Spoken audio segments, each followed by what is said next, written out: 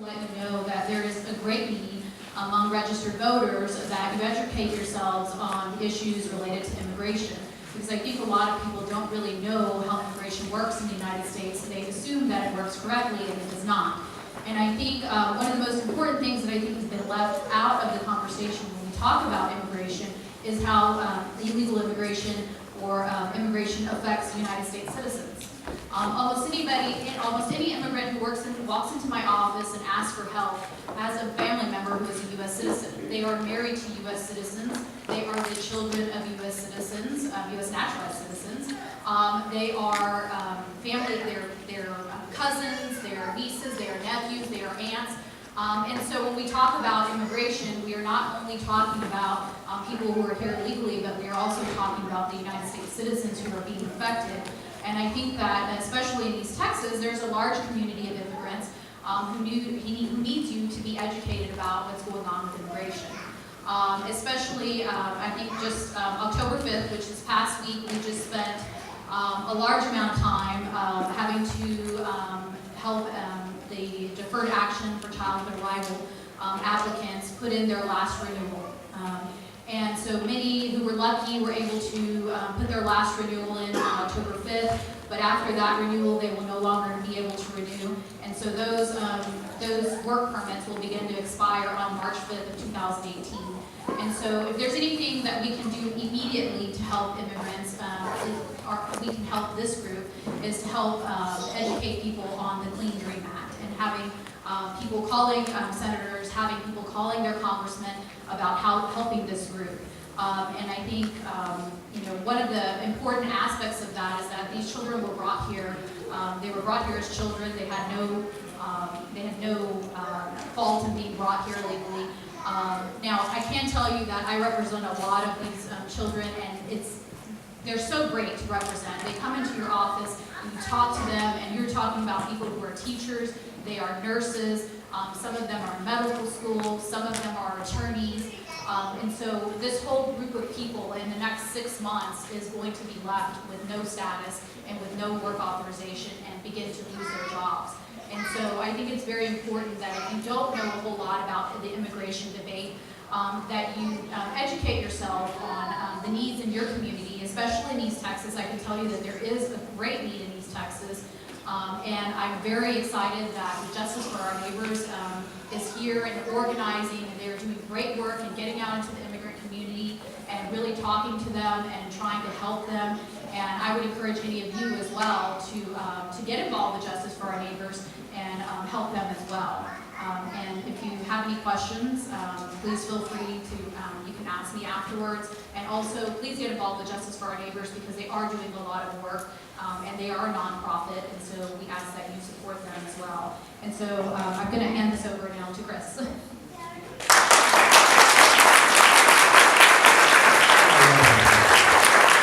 this is stop 5, fifth stop, end of the line of the Revolutionize Texas tour.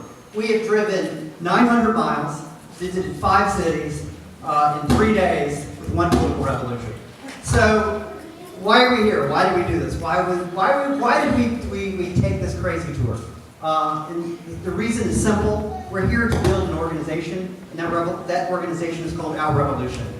Our Revolution in Our Revolution, Texas, which is the first state affiliate of our revolution, is a continuation of the Bernie Sanders campaign. When the campaign ended, there was a mass movement that was created in that wake. 13 million people had voted for the senator, and people didn't want to stop. They didn't want to stop just at the election, and they certainly didn't want to stop when Donald Trump was elected. We decided that we would launch an organization. That organization is now 1 year old, a few weeks ago, and we decided that we would create an organization, a grassroots democratic organization built from the bottom up in the state of Texas. And we were the first state affiliate in our revolution. We've been joined by Maryland, Wisconsin, and Massachusetts now, right? So we are building the organization from the ground up. Our revolution in Texas, what we stand for the same ideals of our revolution national. We believe in the fight for Medicare for all,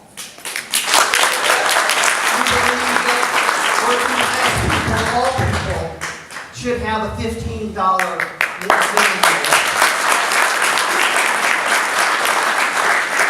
We believe that we should have free college for all. That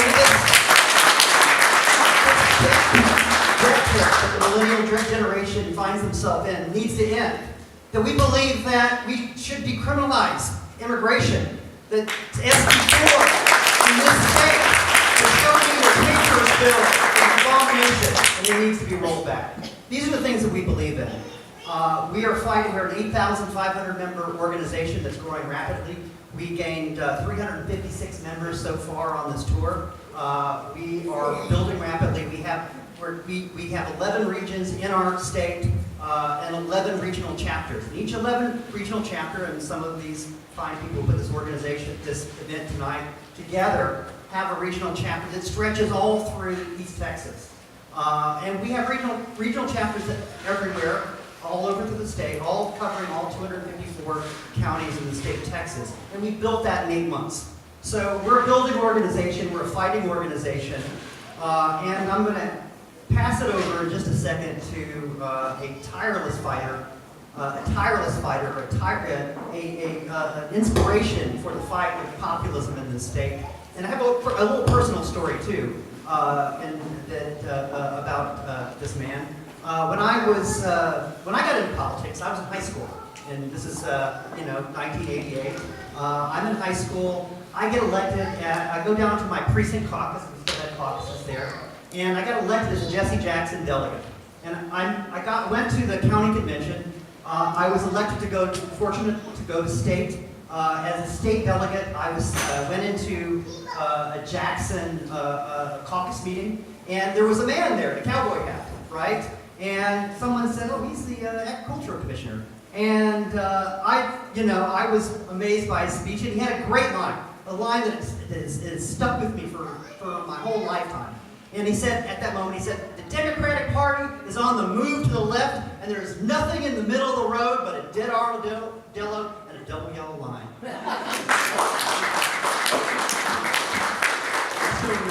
So, without any further ado, I'm going to pass it over to Jim Hightower.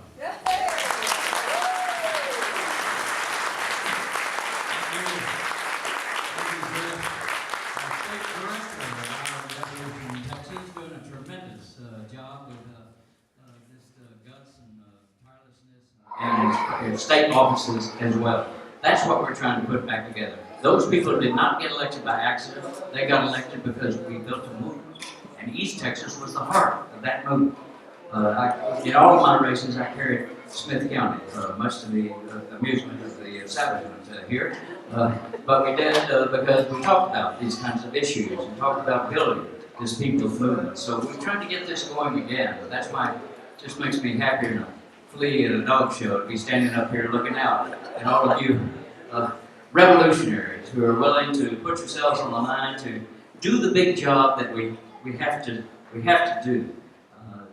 Thanks to the grassroots leaders who are here, who pulled this regional committee together a few months ago.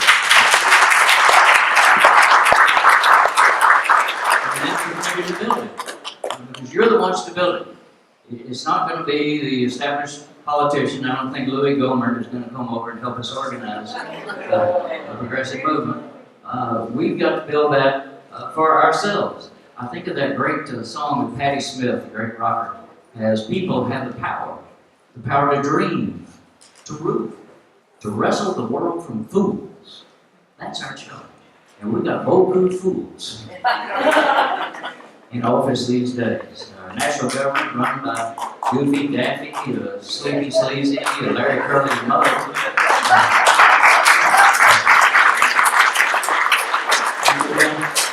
The state government that's run as a private club for the billionaires, the bankers, the bosses, the big shots, the bastards, and the bullshitters. And they think they're the top dogs, and we're just a bunch of fire hydrants out here. And that's why we don't have health care for everybody in Texas. Don't have health care for probably the majority of people in Texas, at least decent health care. We don't have the kind of jobs at good wages. It's one thing to have a job. Remember Rick Perry, the guy who put the goober in gubernatorial, Rick Perry. went around talking about what a great governor he was because he created all these jobs. Well, they weren't jobs, they were jobettes. You know, they were low wage, no benefits, no upward mobility possible within them. And you could go to any cafe around here and say to a white person, "Did you know Rick Perry created 1 million new jobs?" And he or she would say, "Yeah, I know. I've got 3 of them." That's what they think of, just jobs instead of wages, income, middle class possibilities for people. That's what we're fighting for. You know, if you find that you dug yourself into a hole, the very first thing to do is to quit digging. And the powers that be in this state continue to dig us deeper and deeper into an shameful hole of inequality. Inequality of wealth and income, inequality of health care, inequality of the way that immigrants get treated. If you got $5 million you're willing to put, you walk right through the gates into the United States of America, no matter where you're from.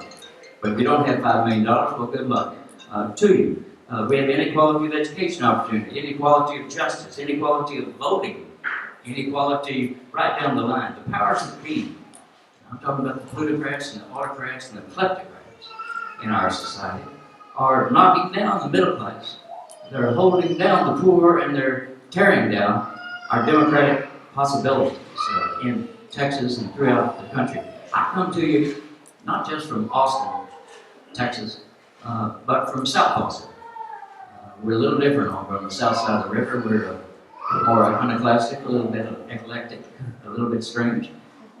And in fact, our unofficial slogan on the south side is, "We're all here because we're not all there." And that works pretty good for us, actually. So what the powers that be are not understanding is the danger of what they're doing to abrogate the essential ethic that holds the American society together, and that is the notion that we are all in this together. That's what they want to undo. They want to be able to say, well, we can take care of our good fortune and let everybody else take care of themselves. Well, that's not what Texas is about. We're built on people who understand community and the notion of unity within a community that is built by reaching out to each other, to all of us. I think of my old daddy. Going to be where Texans telling daddy stories, but I had a pretty good one. I was right over here in Denison, Texas, over in Grayson County. I've got relatives right here in Smith County and all across East Texas. Well, my old daddy, he came out of the Depression off of a tenant farm over in Kaufman County, and was able to, with my mama, to be able to put a lower middle class life together for my 2 brothers and myself.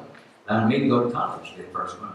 Go to college in our family, and he didn't know he had a political philosophy. He would have been embarrassed to say, "Well, what is your political philosophy?" He said, "I don't have one," but he did it, and he expressed it to me periodically in these terms. He said, "Jim, everybody does better when everybody does better." That's what passes for political philosophy in Denison, Texas, and it's as good a one as I've ever heard. And that's what they're trying to undo, the notion that everybody matters, and that until everybody does well, nobody is actually doing well. And of course, again, the powers that be are knocking down the everybody's. Actually, the economists, I'm sure we got some right over here at this university, the economists have a technical phrase for what the powers are doing to us. It's called stealing. That's when the always suffer. They're stealing from us. Remember that song that Woody Guthrie had about outlaws? And a verse in it said that through this world I ramble, I see lots of funny men. Some will rob you with a 6-gun, some with a fountain pen. It's the fountain pens who are doing the serious stealing in our society today. So my message to you, I'm sure you're wondering what it is by now, is that it's up to us. Not up to any politician, it's not up to any political party, it's not up to the media, it's up to grassroots folks to be able to stand up and fight back against this inequality that they're shoving down around our necks and shoving down around our society in the process. I think it's no longer enough to be progressive. We've been progressive passively most of our lives. But now we got to become aggressive. Because the powers that be have turned radically regressive. They're going to run roughshod over us and run us right out of the economy. So we got to be the ones to stand up. I first met Bernie Sanders when I was agriculture commissioner. I was up in Vermont. I was visiting Ben and Jerry of the ice cream thing, and we were doing some stuff together. And there came Bernie Sanders, the mayor of Burlington, Vermont at the time. So we met in a snowbank there in Vermont in January back in the 1980s. And then I ended up going up to help him a little bit when he ran for Congress to help him have some rallies around the state.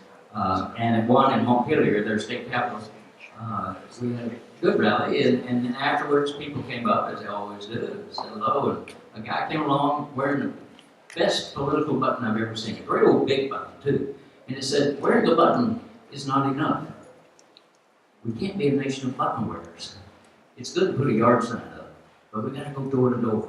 We got to talk to people in the supermarket line. We got to talk to people in our clubs, in the bars. You know, I believe in lubricating the mood, put a little wine and we got to get out among people and talk about things that they actually care about. They care about the very things that we care about, but they're not hearing from us. Because too often progressive groups, and I got to say, as a Democrat, too often my Democratic Party doesn't come out here on a regular basis and visit people. And that's what we have to do. We've got to be out among the people. So I've got a little program called RIP, R-I-P. R is resist, resist. Donald Trump, for sure. Resist, though, the mealy-mouthed Democrats who won't stand up for us as well.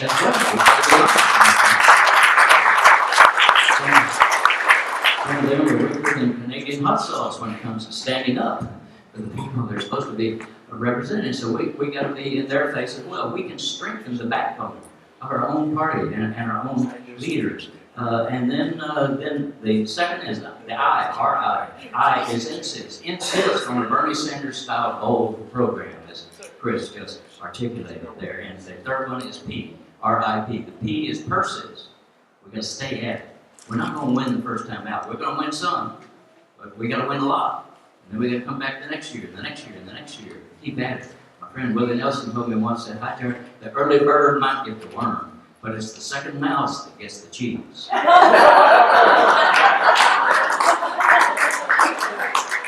So we got to be that second mouse. We got to be out there and make it happen. So that's what our Revolution Texas is going to do. We are organizing all across the state. We are not protesting the government. We are not begging the government. We are not just lobbying the government. We are going to become the government.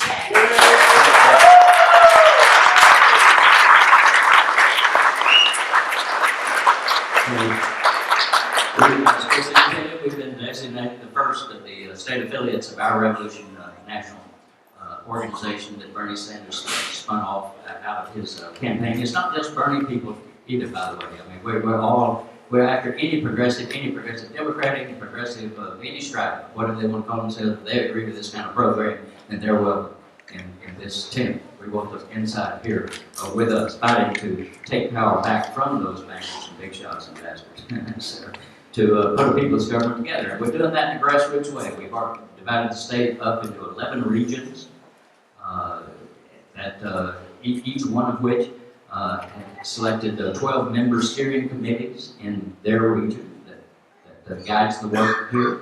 Each of the 11 regions will then choose one person coming up in December, January. We're going to have a state convention, I think, in February, of one person to be on the statewide steering committee. So it's going to come from the grassroots. Anybody who wants to run for state rep in whether it's down in Lufkin or up in over Nacogdoches or up in Texarkana, Maud, or any of the places over here, they got to start with a local committee. They won't go to national. They start with a local committee. You're the ones who know and whether they're worth supporting or not. So then you can take that to our state affiliate, and then we carry it to the national. And then that's the way the process works, from the bottom up. And then we're going to be passionately progressive. Passionate. As we used to say over here in East Texas, that we're going to have a passion hotter than high school love. So we're going to take on these powers that be, and we're going to create our own campus. We're not going to wait just for whatever hotshot lawyer wants to stand up and say, well, now I'm ready to represent you in the Congress or something. We're not going to wait for some lower level politicians to say, I want to be a higher level politician. We're going to create our own politicians from our own people, the people we can trust, and we put them up there. And then we're going to do the kind of training, recruiting, building, mobilizing, harmonizing that it takes to build campaigns to elect those people and then govern in a progressive manner. We're already doing this. As Chris said, we've only been going about 8 months, but already having some victories. We were in Houston yesterday with Mike Floyd, a young guy, 18 years old, senior in high school, who dared to challenge the incumbent school board president in Pearland, Texas, a suburb of Houston. And Mike Floyd is now on the school board in Pearland, Texas. We were in San Antonio last evening, where John Courage, perfect name for a candidate, John Courage ran for city council over there in the most conservative, the most Republican district in San Antonio, and he won because he ran on burning issues and people support what we're talking about doing. When we talk about health care for all, they say, well, yeah, I'm for that. And that's what we're going to talk about, not whether you're a Republican or Democrat, not whether you call yourself liberal or conservative or whatever you call yourself. It doesn't matter. What matters is what's in your heart and what you're willing to fight for, and who you're willing to represent. We just read in Dallas of Lachey and Shimwell over there, a young Black Lives Matter fellow in McKinney, Texas, who ran for the city council in McKinney, and he's on the city council now. If Black Lives Matter, he was thinking about it a year ago, but things are possible now because people are looking for real politics, not politics of creating politics of BS, but politics that's really about what's happening to people and what we can do about it together. So all we need now is you. I know a number of you already are in the Our Revolution East Texas operation, but we got these little cards here that have been handed out to you, I think, and they ask you to sign up. Be sure to sign up to be a member. Stay in touch with us and come to the meetings that we're having. They're not meetings just to have meetings. They're meetings to talk about actions that we're going to take next week. Because it's not about 6 weeks out from an election that you begin to organize. You got to organize now for 2018 and for 2019 and for 2020. That's how we build a grassroots movement, grassroots level. You don't have to pay any money to be a member. You don't have to do anything to sign up and say, yeah, I'm going to be a part of this. And then we can get you involved in it. And then you become a leader. You begin to take charge yourself. And then, yeah, if you got a dime, if you got $1, $10, $25 on the back of it, yeah, I'll make a donation to help support. We got to support our own movement, right? I mean, if it's our revolution, we can't have 3 billionaires financing it because then it's their revolution. So those small donations that you'll make, again, $1 or $10. We got a category we call the Bernie. That's $27. That was the average contribution that Bernie Sanders got in his presidential race. He raised $120 million on $27 average donations. That's what we're looking for. Small dollar donors, big politics to come out of it. So finally, I just say, we can do this. We can do this. As I indicated at the start, we've done it in the past in Texas. We've actually done this. There was a time not so long ago when I ran for Ag Commissioner, Jimmy Maddox running for Attorney General, Gary Morrow for Land Commissioner, Ann Richards for Treasurer, Bill Hobby for Lieutenant Governor, and Benson for Senate. We all won because we all ran together. We came together as a unified team and excited people around the state by what we were going to do. We put ideas forward. That's the kind of politics I'm talking about again. Politics that we used to call it politics with hair on it here in Texas. So My own thing, I think of a little movie company when I first moved down to Austin in '76. There was a little movie company there, not one of these big chains. It was, I think it's called Skeeter and Boger's Movie Company. A couple of guys with a truck, and but they had a big attitude and a passion. And they had an advertising slogan that they ran in the yellow pages. It said, "If we can get it loose, we can move it." That's what we're talking about doing. Get it loose at the grassroots level, and the people will move it for themselves. And so that's why we're taking this Revolutionize Texas tour across our state. All of my talk the last few minutes here has been nothing but a warm-up for the lady that I'm proud to travel with, our national president of our revolution, who are going to set your chair on fire and set your soul on fire, I think, and certainly set your spirit on fire for revolutionary passion and resolve to do something like this. Nina Turner is the real thing, just as Bernie Sanders was the real thing. I think that was his great appeal. People just, there was a genuineness to it. It was honest. And that's what you're going to find in Nina Turner. Her work, her drive, her determination to build this grassroots movement of by and far workaday people of America is not an academic exercise. It's not ideological. It's not theoretical. It is experience. It's what she has lived herself, and she'll tell you about some of that. She's smarter than a tree full of owls. But the billion megawatt power of her message comes from real life. Nina Turner does not need a pair of high-powered binoculars and a GPS to find grassroots America. She is grassroots America. So let's bring up and welcome our national president of our radio. I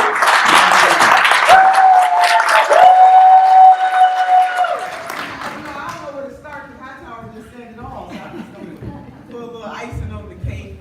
As he said about, joining the organization. So please join the organization. We do need you. This is a people-powered driven organization from the grassroots.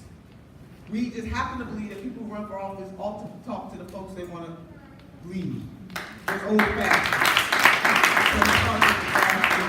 So if you are not an official member, please don't leave this place without being a member. So you guys could have been anywhere on Sunday, but you're here with us, and I'm glad you're waiting for us. I'm not going to say that men don't like to ask for direction. But let's just say, I was in the back seat of a car with two men who refused to turn the GPS on and let the woman talk. That's all I'm saying. And I'm in the back seat, and I just said, just turn on the GPS and let the woman take us where we need to be. No. I'm not even going to say who those two men were, Hightower and John Nichols, but in any case. But no, Tyler, so glad to be here. I could not wait to get here. So every city that we have been to has been absolutely fantastic, but this was it.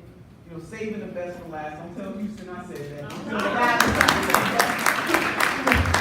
have to love the one you with at the time, but I'm in Tyler, so I'm loving you, baby. Man, but no, seriously, wanted to come here and just really thank Hightower for his vision, because he said we're going all up into Tyler, Texas, because there are some progressives here.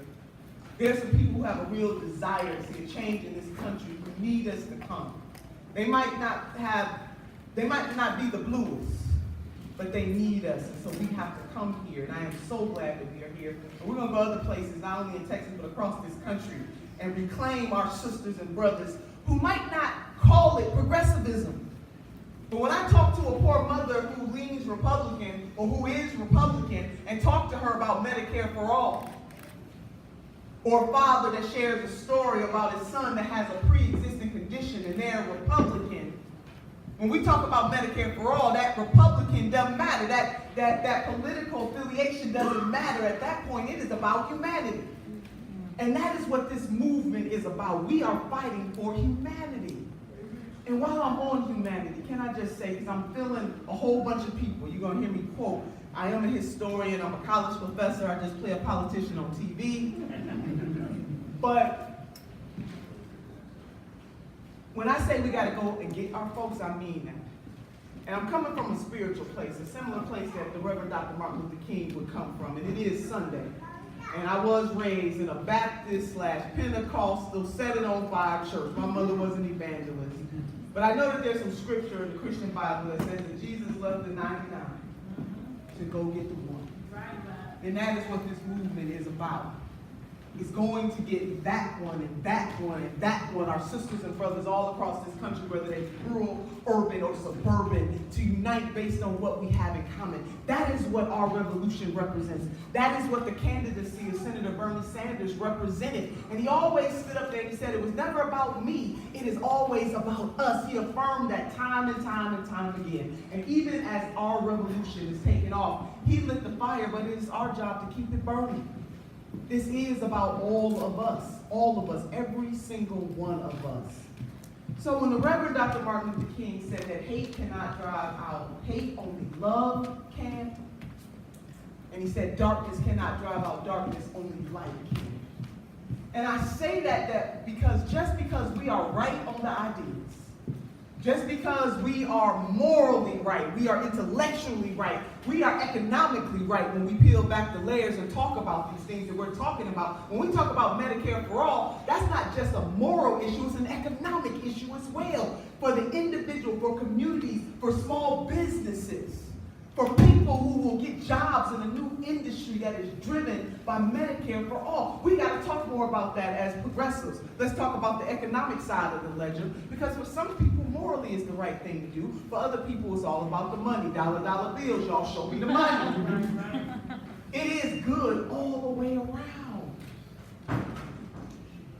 But in our rhetoric, though, we can't get so caught up on being right on the ideas that we lose sight of other people's humanity.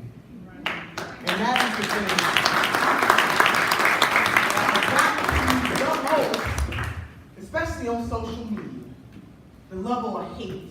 You know, I've said this whether I was in Austin or Houston, Dallas, that some of the stuff that people put on social media just because they can be anonymous. But I remember when the hurricanes hit, and seeing all of these different tweets coming out from people who identify themselves as Democrats and saying things like, oh, Texas is getting what it deserves because the state went for Mr. Trump. How vile do you have to be to think that just because somebody voted for somebody that they deserve to suffer? It is wrong. So it's easy for us to call out Mr. Trump. He makes it so easy. I mean, it's very easy. But it's harder for us to call out people who are really supposed to be on our side. Let me tell you something, right is right and wrong is wrong. I don't care who says it, who is doing it. If there's anybody that ascribes themselves, who claims to be a Democrat, who claims to be a progressive, and you would dare to say that the suffering of people is justifiable because of who they voted for, we don't need those kinds of people. It's hard. It's easy for us to count. So we gotta have some of that love, we gotta have some of that light. And guess what? To love people from a human perspective does not make you weak. One of the fiercest things we can do, baby, is to love. We can love fiercely. We can fight hard and still love.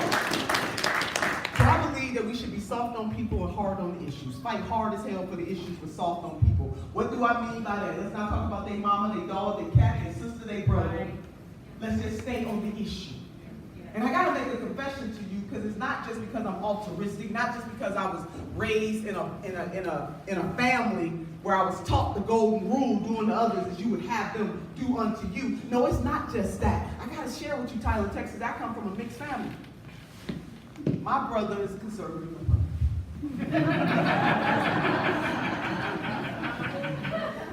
And can I tell you something, sisters and brothers?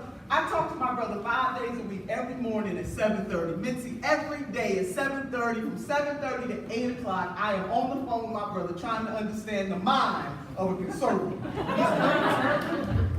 He is, because he's trying to win me over and I'm trying to win him over. But I will tell you this, I got some understanding. You know, when Stephen Covey once said, seek first to understand and then to be understood. And this is what this is really all about understanding. The reason why I'm naming my brother is because I love my brother. And I don't care if we disagree on Medicare for all or $15 an hour minimum wage.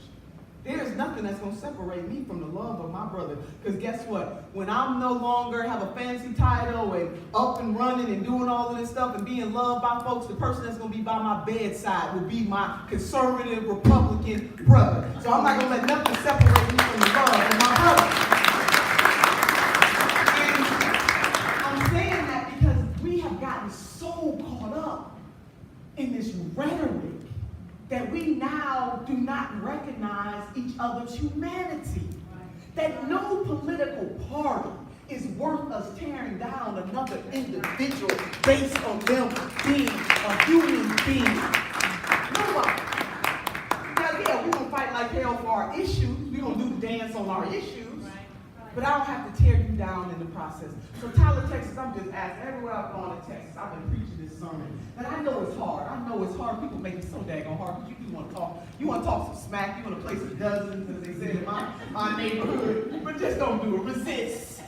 I want you to think, because resistance is not just about standing up against, people who are on the wrong side of the issues, but also resistance is about not going there with people, even though they make you want to go.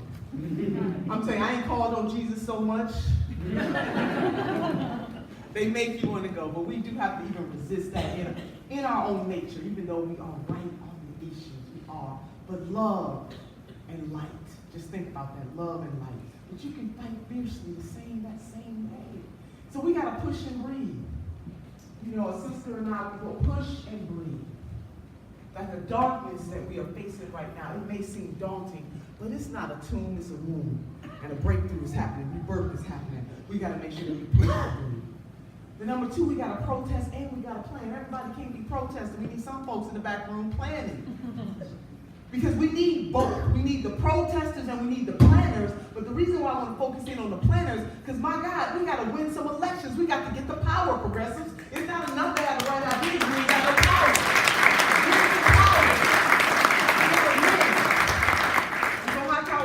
About some of the races that we've won here. I know many of you have been keeping up with our national races. One of the biggest that we just had in 2017 this year is Randall Woodfin in Birmingham, Alabama.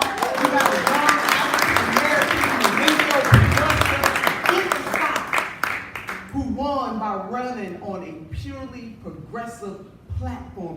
It can be done. We can go anywhere in this country and run on a platform that says to people, I give a shit about you. That's what we want to do.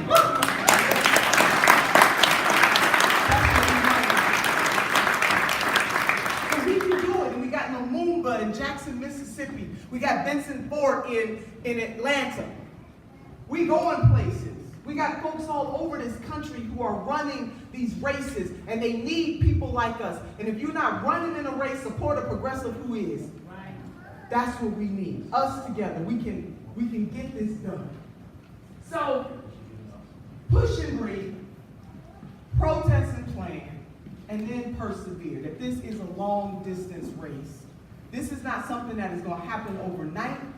As Hightower said, we're going to win some immediately, but in other cases, it might take us a little longer. But I want you to remember that we have freedom fighters all across the generations. Can I just take you back with me? Mother Jones, 1800s, Irish woman, a labor organizer, standing up for coal miners, standing up for children. She didn't have a fancy title, but she understood her purpose.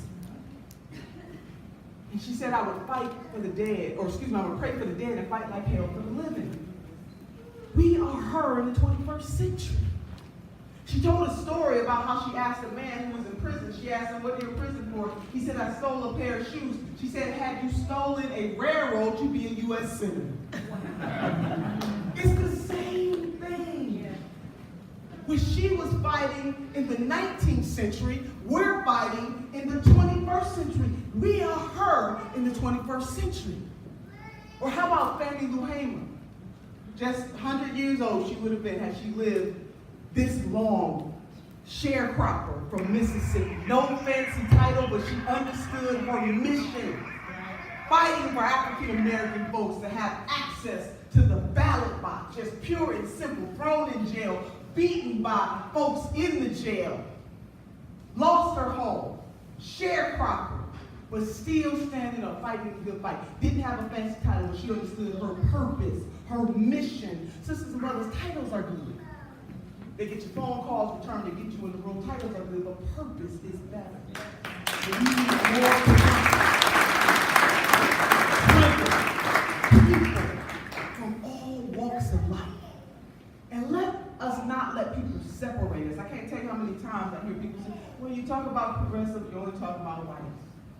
Well, let me tell you something. They haven't been to Tyler, they haven't been to Dallas, they haven't been to San Antonio, they haven't been to none of these places. Well, I see the rainbow mosaics of humanity in all of these places.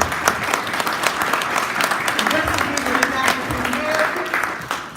You don't get no more progressive when you're trying to fight for liberation.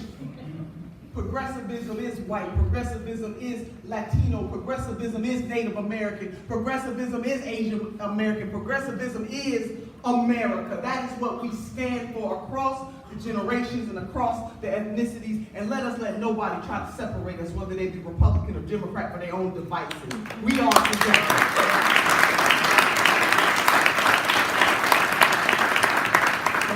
We gotta get that power back. We gotta get the power. We gotta get the power. What are we going to do with the power? We need to elect people who understand that once they get elected, that power doesn't belong to them, it belongs to the people.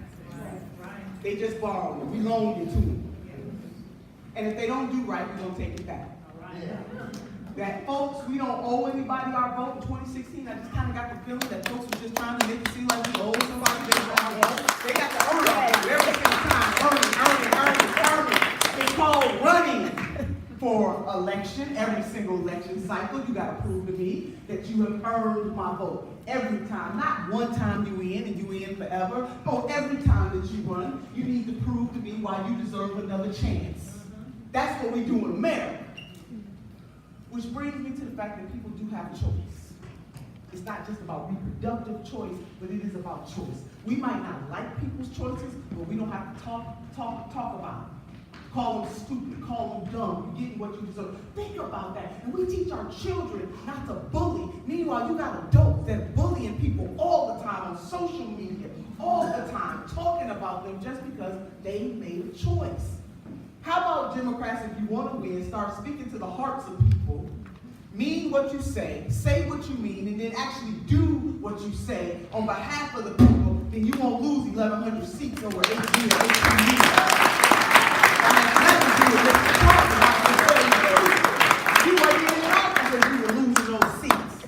You know, I just had the opportunity to talk to Mayor Karen Weaver from Flint, Michigan. She's going through all kinds of stuff there. But one thing I asked her about was her water.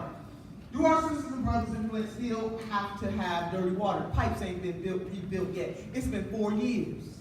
You know why I talk about 4 years? Because Mr. Trump has only been in office for, well, it seemed like forever, but that's been a year.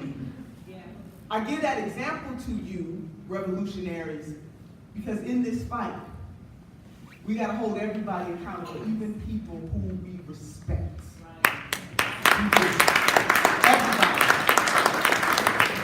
Nobody is above critique.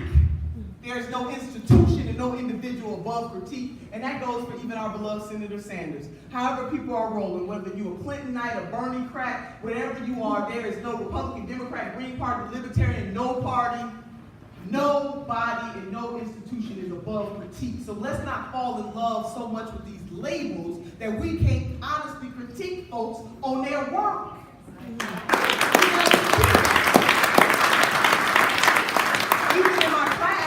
My students get a midterm grade, right? But I get to counsel them and let them know where they stand in the class, whether they got an A, B, C, D, or F. Midterms allow my students to adjust if they don't have the grade that they want. As voters, we need to start giving these politicians some midterm grades and letting them know, baby, you got a chance to get an A, but right now you ain't rolling so tough.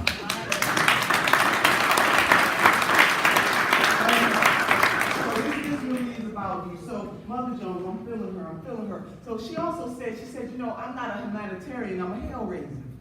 I said, that sounds a lot like me. But I want to be a humanitarian, so I just put her two things together. I'm a hell-raising humanitarian. So when people ask me what party I belong to, the hell-raising humanitarians party. That's what I you got to raise hell, and you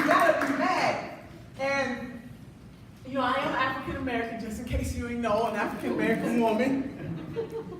I mean, I could have been something else, but I am. That's how I identify. And I am mad. So I'm angry. I am an angry black woman. And I'm mad about a whole bunch of stuff. But we taking applications. Anybody that want to be an angry black woman, come on and join me. Be mad about a whole bunch of stuff. I'm mad about inequity and inequality. I'm mad about the fact that we live in the wealthiest country on the face of the earth, and we got to beg politicians who get health care on our dime to do the right thing for the majority of the Americans.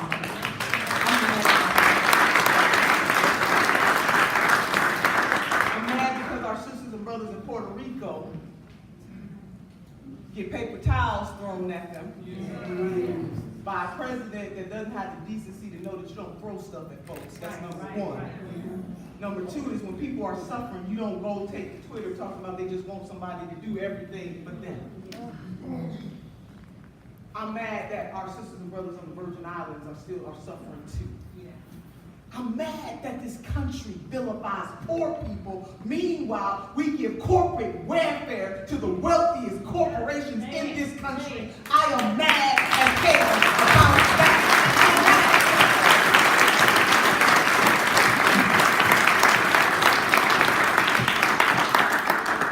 I'm mad that there is such a thing called the working poor in this country. That not people ain't got their feet up eating bonbons. They call the working poor for a reason. That means they work and they work and they work and they work and they work. And for some reason they can't make ends meet. I'm mad that wages have not kept up with inflation. I'm mad that the working poor cannot even see their way to the middle class and that the middle class is barely holding on. I'm mad that our children languish in schools that are not preparing them for the 21st century so that they can compete with other people's kids from all over this world. Oh no, I'm mad as hell. I'm mad that gentrification is putting people out of their neighborhoods that they can't even afford to live in some of the cities of which they were born in. Oh yeah, I'm mad. And we need a whole bunch of other folks who are mad as hell too. I'm mad as hell too. Righteous and I'm angry black woman with a purpose. Man, and you all are our purpose. You are our purpose. And we're going to do this thing. You know, I remember talking to one of my favorite ministers in Cleveland, and he said, Dr. Reverend Otis Moss Jr. And I was so upset in 2014 when I was running for Secretary of State because I could not understand why my Republican colleagues wanted to suppress the vote. Because the vote is one of the greatest equalizers that we have. Baby, if you can't try to earn it and fight for it, you got to rig it. Something's wrong with you. And the Reverend, he saw, Dr. Moss saw how heavy I was, and he said the following words, and he said, Senator, the struggle is forever. So we are forever in the struggle. Amen. So I want you to carry that with you, right there. Every single generation has an assignment to advance equality and justice for the next generation. That is our charge. That our mission is so high, we can't get over it. And our mission is so low, we can't get over it. And our mission is so wide, we can't get around it. So I don't want you to get discouraged. I want you, in the words of my dear friend Rosario Dawson, when she said, I am here to encourage your courage. That is why I am here today, to encourage your courage that you have in me and you have in the leaders of our revolution, people who get it and who are traveling this country and making the requisite investments to empower the grassroots. That is where real change comes.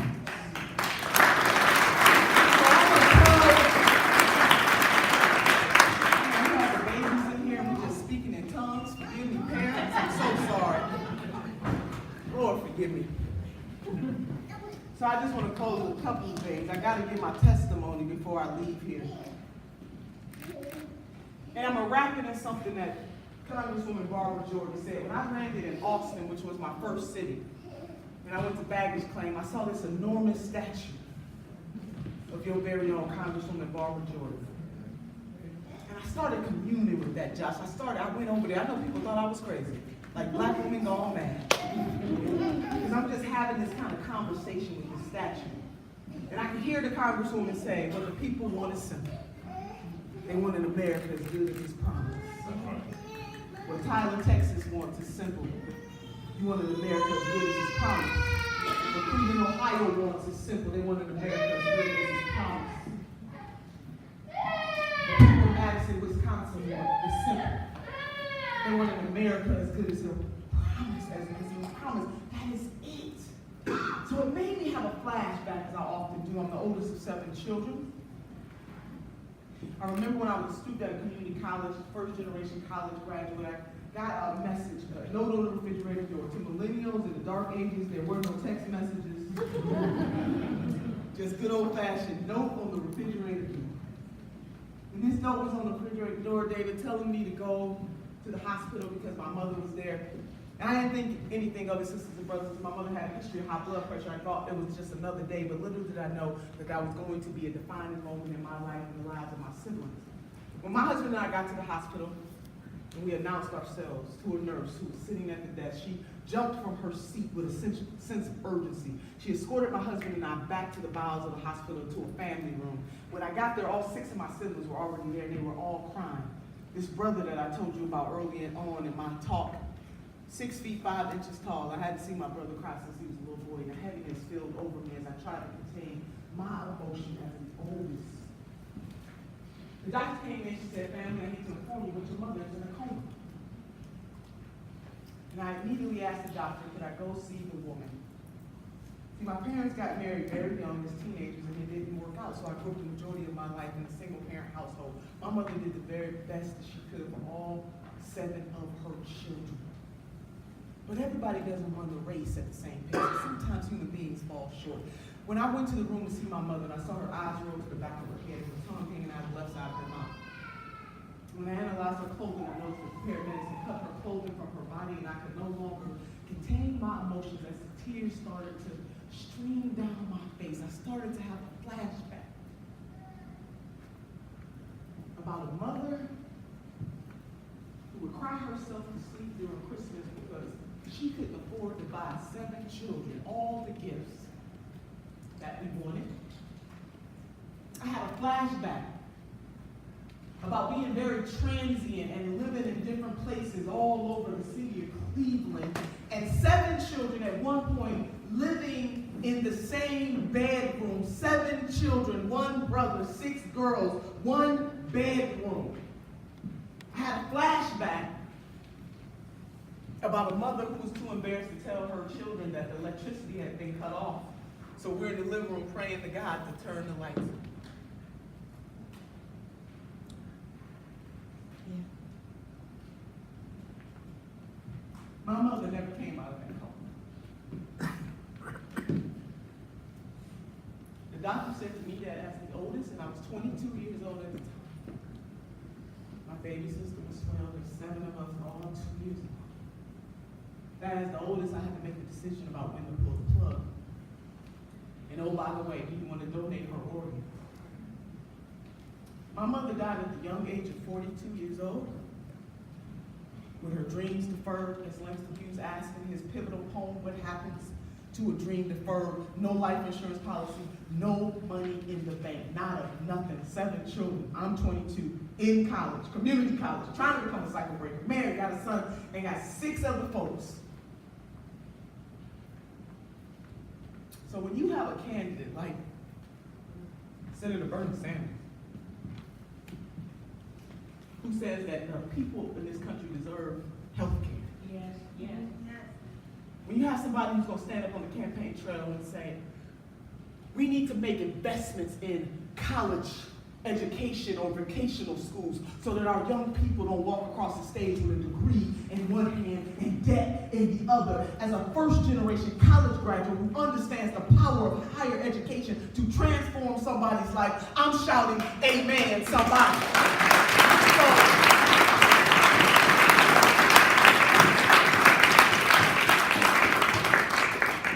His heart, soul agreement touched me, and it was like a no-brainer for me to support him and all the hell that I've caught.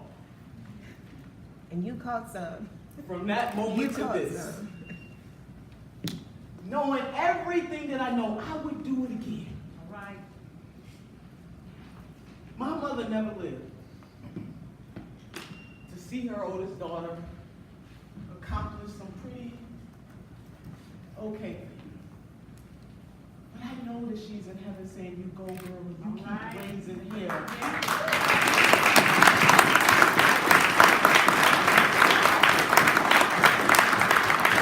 What the people want is simple.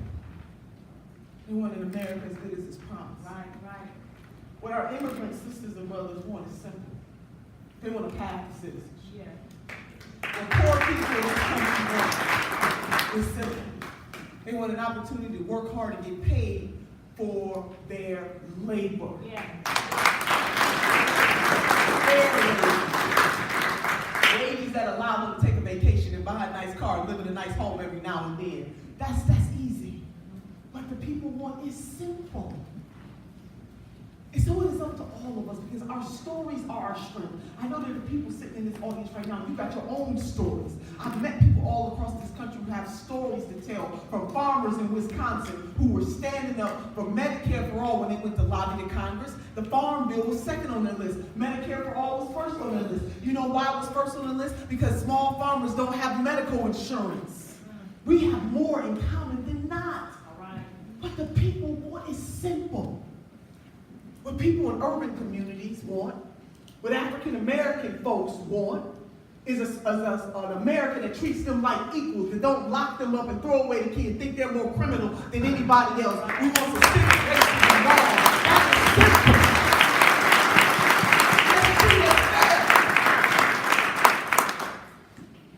Man, and what we all want, no matter who we are, no matter what our ethnicity, our religion, our sexual orientation, all we want to do is to be able to live a good life as we define it, without barriers in the way that give some people more opportunities and other people less opportunities. What the people want is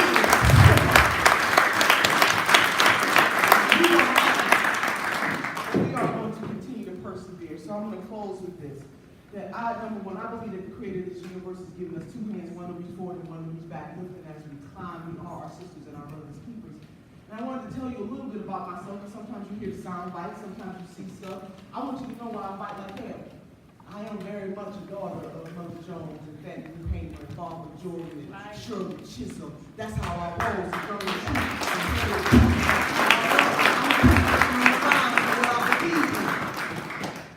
Number two, and most importantly, sisters, brothers, we can't ask other folks to do more for us than we are willing to do for ourselves. This is it.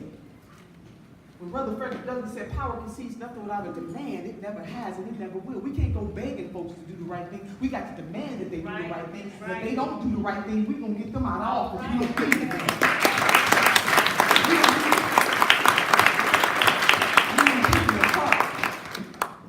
And lastly, in the words of my grandmother was hailed from the South. She only had a third-grade education. She couldn't read or write, but sisters, she could count her money. She kept her money in the Southern ladies. And trust. With a handkerchief. Everybody got Southern grandmother, that bank right here. My grandmother also was a pistol packing mom. I got to put that out there too. And one day when I was about 12 years old, I went to the store with my grandma. I'm about to wrap this up here. And my grandmother forgot which side of the purse the money was on. Listen, she pulled out the pistol by mistake. And the clerk and I both were scared. I mean, I was like, oh, shoot, Grandma. You know, but she was one of the smartest women I've ever known, about 5 feet tall. But when she came into a room, you thought she was a giant. When I asked my grandmother, what does it take to be successful in life? Tyler, Texas. She said, my dear granddaughter, all we need are the 3 bones. The wishbone, the jawbone, and the back. She said the wishbone will keep you hoping and praying, because hope